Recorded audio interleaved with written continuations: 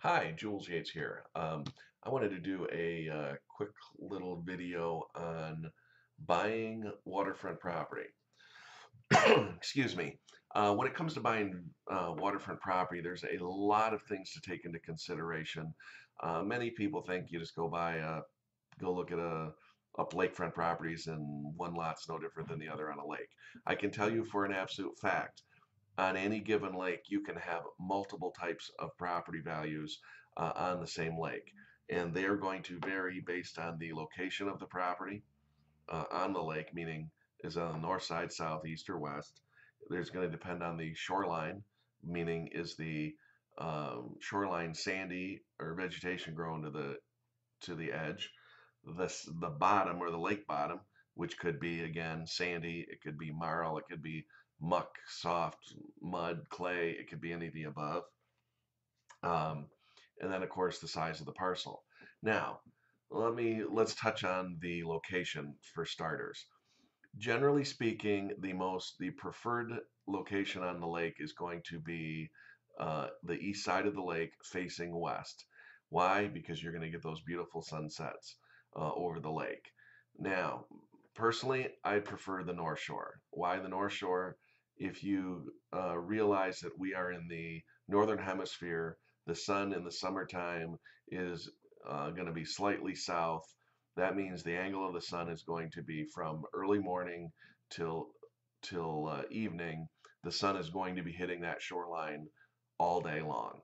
You're not going to get any shade. If you imagine if you're on the east side and you got those beautiful sunsets, when the sun rises, if you have trees around your home, that the trees are going to shade you're going to have the lake edge, and then you're going to have the trees shading out uh, into the lake. So your beach in the morning will not have any sun on it, typically until 11 o'clock through the rest of the day. And then as the sun sets, you'll have that bright sunshine on your beach. If you're on the south side, you have the complete opposite situation as you do on the north side. And then again, imagine if you have trees right to the edge of up to the lake, the sun's in the southern hemisphere, there's always a shadow over your shoreline, meaning you're not going to get a lot of sun on your property unless, of course, you clear out all the trees. The west side, which is also fairly popular, I would say the order of value would be north or east shore, then the west shore, and then the south being least valuable. And that is you're going to get those people that like that morning sunrise. So again, depending upon where you are, will really depend on the value of a given piece of property. So now let's talk about the shoreline. If you have a piece of property that was recently developed and has never been touched and nobody's really used it for years and years and years, you're going to find out that the shoreline is going to have natural vegetation going right down to the edge. So you could have basically thick underbrush, trees, shrubs, bushes. Normally, closer to the lake gets a lot of sun, so you're going to get a lot of shrubs and so forth right to the edge of the lake. Now, the question always arises, can you cut anything above the water line? As long as it's not wetlands, yes, you can cut and remove any tree stumps, brush that you want, provided, of course, that there's no ordinance in the development that prohibits it. For argument's sake, we're going to just pretend that there's no subdivision ordinance and restriction that would prohibit any kind of tree cutting. There are some that do. So, but for argument's sake, let's pretend that there aren't any at this moment. So, you go in and you look at a piece of property and you decide you want to be able to clear it. Suddenly you've got a beautiful parcel of land with cleared frontage right down to the edge of the water. Now, if it is wetlands, meaning by definition of the Department of Natural Resources, not by somebody else's definition, but by an official definition of the DNR or DEQ, if it's deemed wetlands, you can legally cut anything you want flush to the ground, but you may not remove stumps or dig out anything, grasses or anything without a permit from the DNR. Again, it might be the DEQ, but for argument's sake, I'm just going to use the term DNR. So if you have a permit, then yes, you can do it. Can you put in a boardwalk? Yes, with a permit, as long as it's removable. Can you put a dock out into the lake? Absolutely, as long as it's removable. Do you need a permit for that? No. If you want to let's say you have the edge of your shoreline is dirt, topsoil. It's been 100 years worth of leaves hitting the ground and natural vegetation. Can you bring in sand as long as it's not in any kind of wetlands or it goes into the lake? I would, for argument's sake, consult the DNR if I was going to do that. Uh, if it's wetlands, I guarantee you cannot fill without a permit. Does the DNR allow fill to be brought in? In some cases, they will. They will sometimes let you bring in fill. Let's say you have 300 feet of frontage and you want to do 50 feet in the middle for a beach to get down for the kids to play. Generally speaking, they will allow a reasonable amount of your frontage to be brought in sand, but not they will not generally allow you to do the whole thing. So now let's talk a little bit about we just mentioned the lake bottom.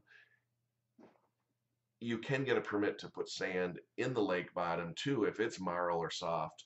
Again, as long as it's a reasonable amount. So let's say you wanted a 50-foot permit to do a 25 by 50 area on the shore and then another 50 by 100 out into the lake. There are permits I've been told that you can get that will allow you to do that. Is if there's any cattails or anything growing in the water in the shoreline, you are not supposed to cut or do anything with those.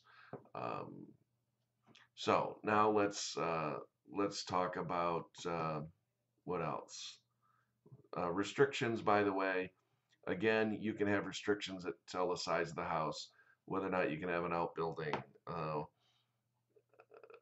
the height of the building, view, if it's a certain height to protect the view from a neighboring property behind. There's all kinds of restrictions that may or may not apply. But again, generally speaking, if you're in a subdivision that doesn't have any, you're going to be limited to your county height, which is typically 35 foot off the ground, maximum height of a house, which is typically a 2-story.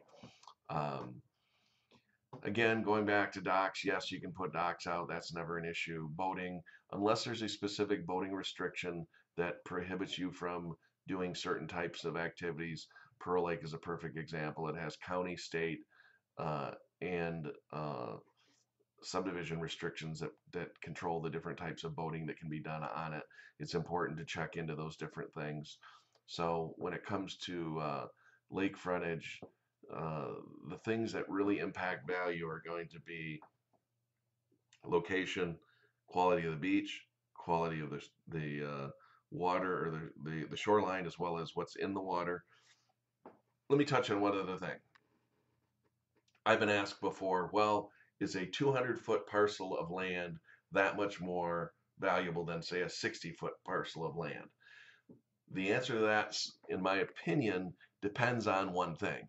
Can that parcel be split into multiple building sites? If, for example, or let me back up. In the 60s and 70s or early 70s when they started really doing the subdivisions or what are true subdivisions, most of the lots that you'll see were 50 and 60-foot wide lots. These were designed for small little cabins, not big, huge homes. And there really wasn't a whole lot of thought given to overdeveloping.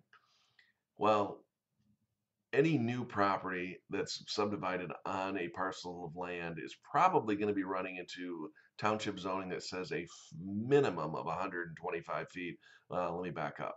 Usually a minimum of 100, sometimes 125, sometimes 150 or 200-foot minimum building width to subdivide, say, an 80-acre parcel with waterfront into buildable lots. How does that affect things? Well, is that 100-foot lot that much more valuable than the 60? From a privacy standpoint, I would say yes, it does add value, but not the same as, say, the second 100-foot lot that also could have a home on it. Because if a parcel can be split into more than one building site, and that doesn't necessarily mean a waterfront, but sometimes you can end up with a 10-acre parcel that has say 300 feet of frontage. It's divided into 300-foot lots, 300 by 400 foot, and the balance of the acreage is left and sold as an off-water parcel. I'm not going to get into the whole land division thing right now, but there is a specific set of rules on how you can and cannot subdivide a given parcel. But zoning is going to dictate that. So a house, two identical homes, one on a 100-foot lot, one on a 60-foot lot. The one on a 100-foot lot is going to have some additional value, but I certainly would not say the land value would double just because it's got twice as much frontage, especially again if it can't be subdivided. So anyway, that's just a quick rundown on water frontage and some of the things to look out for when purchasing lakefront, direct lakefront property.